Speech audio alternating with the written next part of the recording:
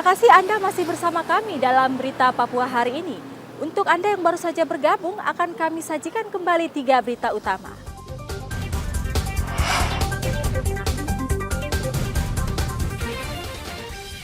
Diduga kompor meledak, sebuah rumah di kawasan Stadion Mandala Jayapura ludes terbakar. Berenang di bawah jembatan Merah Hamadi, seorang pemuda tewas terseret arus. 2 keluarga di Jayapura dan Merauke mendapat hadiah jutaan rupiah saat hari ulang tahun ke-34 SCTV.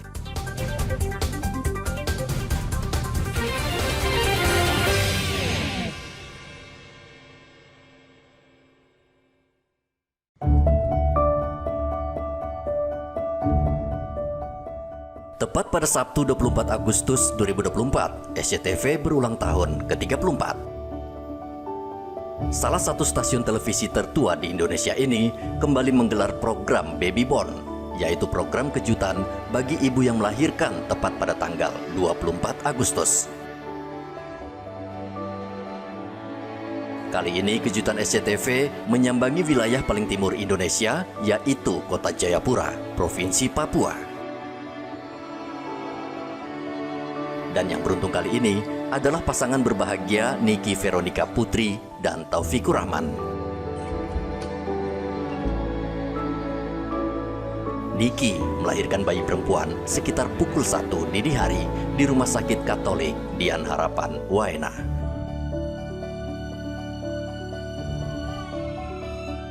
Bayi perempuan ini diberi nama Elnauran Hafiza Gania Rahman. Sang ibu, Niki, sangat terharu bercampur bahagia melihat anak pertamanya lahir ke dunia dalam keadaan sehat dan normal.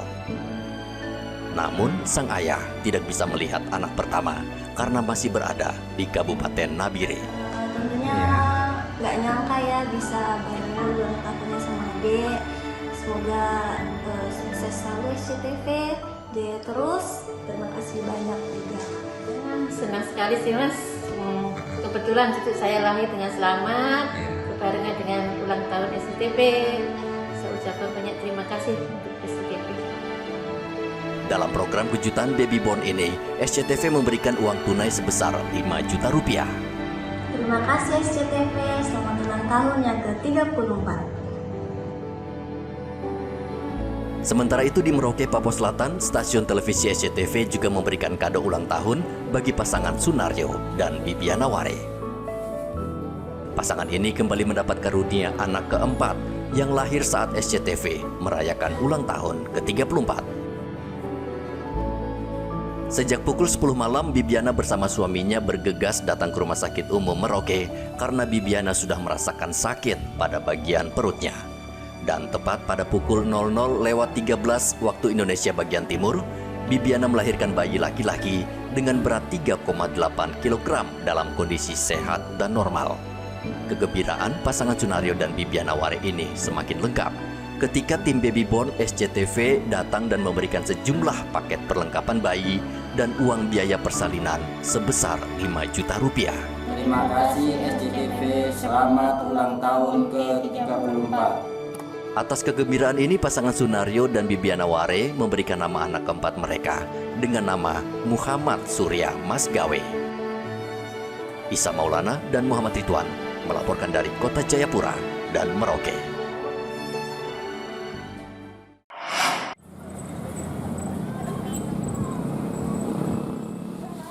Warga adat Malin Anim Sabtu lalu kembali berunjuk rasa. Mereka berkumpul di lingkaran Brawijaya, Libra, Merauke. Mereka kembali menyuarakan ketidaksetujuan pada proyek strategis nasional pengolahan tebu yang dibangun di lahan milik mereka. Menurut mereka, investasi pemerintah tersebut justru akan membawa sengsara bagi warga adat. Mereka juga menyesalkan sikap pemerintah pusat dan pemerintah daerah karena selama ini tidak pernah berkomunikasi dan melakukan sosialisasi terkait rencana tersebut. Warga tiba-tiba kaget melihat sejumlah alat berat sudah berada di kawasan Kimam dan sekitarnya. Yang sedang kami sampaikan ini adalah evaluasi investasi yang hari ini mengambil tanah ulayat masyarakat adat Makleu sampai distrik Okaba yang masuk dalam wilayah adat Mayobodol. Demikian. Jadi kami mendesak pemerintah dan juga pemerintah pusat, pemerintah daerah, kami mendesak agar bagaimana caranya investasi itu harus dicabut. Karena masyarakat mulai dari Kondo sampai Digul atau yang terhimpun dalam wilayah adat Mayobodol tidak pernah setuju tentang investasi ini dia masuk. Ya, dalam hal ini Menteri Pertahanan dan Menteri Pertanian dengan sengaja memasukkan alat berat tanpa sepengetahuan atau tanpa adanya evaluasi atau sosialisasi terhadap masyarakat yang punya tanah-tanah adat itu. Masyarakat kaget. Ini yang membuat kami resah sebagai masyarakat asli Malin Anim mulai dari Kondo sampai Digul. Kami mempertanyakan kenapa bisa ada alat-alat berat yang dalam skala besar. Dan ini baru terbukti. Selama ini tidak pernah ada investor yang mendatangkan alat berat dengan jumlah banyak. Sampai ratusan. Makanya kami resah, apakah ini memang dengan sengaja didatangkan untuk memusnahkan kami sebagai orang asli Papua, dalam hal ini orang Malin. Sehingga hari ini kami melakukan orasi. Kami mau menyampaikan bahwa tanah Malin yang hari ini sudah berjalan sekitar 2.000 hektar atau sekitar 2 kilo, kami mau menyampaikan bahwa pemerintah stop, hentikan proses investasi yang ada hari ini, yang sudah berjalan beberapa kilo ini. Saat ini sekitar 2.000 hektar lahan di kawasan Kimam sudah mulai digarap pemerintah. Warga adat Malin Anim berharap pemerintah mempertimbangkan kembali proyek pembangunan pabrik tebu. Muhammad Ridwan melaporkan dari Merauke, Papua Selatan.